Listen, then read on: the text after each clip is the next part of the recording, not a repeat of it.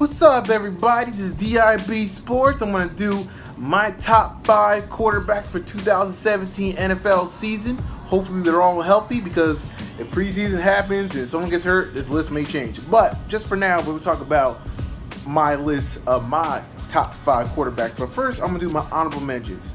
On Cam Newton, I'll put him as an honorable mention. The main reason is because he had a horrible season last year. It was pretty bad. He wasn't super Cam. I don't know what he was. He didn't have his cape. I guess he had kryptonite. I don't know what happened to my man Cam Newton. He's still one of my favorite quarterbacks in the league, but I can't put him in my top 5 right now. Another honorable mention is Dak Prescott. I still think he has a lot to prove, but man, he had one of the best years a rookie quarterback can have. Probably the best year of all time. And Dak Prescott, I think, is a bright future. Let's see how he plays, but I won't put him in my top 5 yet. And let me see, who else? James Winston, that's another honorable mention. James Winston's on his way. You just got to lower his interception count. But besides that, he has a great future. He might be my top 5 by the end of the season because he has a lot of weapons. So I'm just going to go by strictly by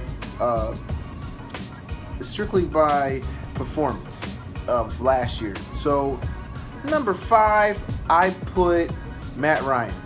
Matt Ryan had a huge year. He did win MVP, had a lot of yards, but man, that Super Bowl was one of the worst meltdowns I ever seen in my life. When you have those two great running backs with Freeman and Coleman, and you have Julio Jones, how the heck do you lose?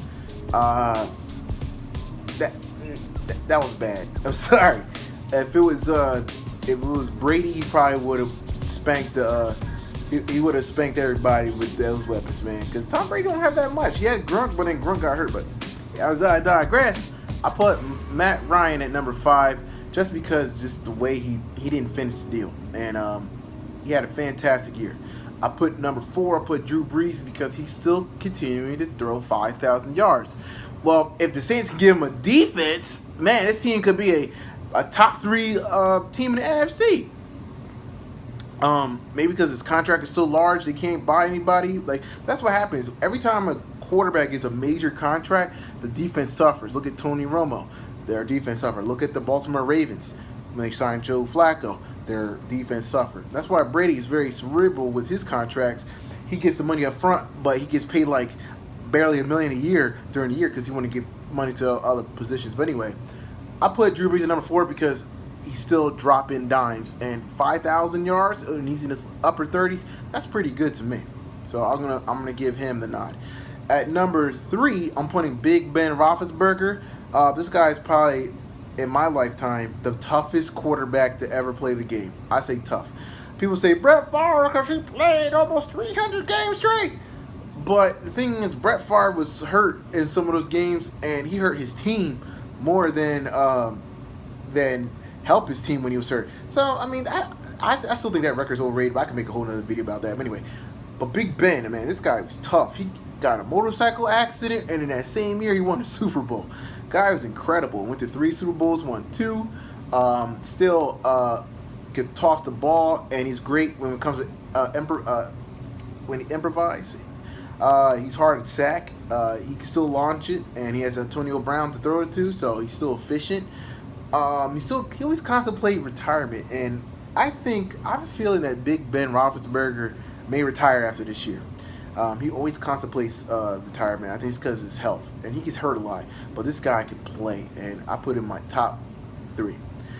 Number 2, Aaron Rodgers. Aaron Rodgers, in one of my older videos, I said he was an overrated quarterback, and in the beginning of the season, he was. Mid-season, he had a crappy record, and he lost many games that were winnable. But he turned it around, and he did what he could do with the weapons he had.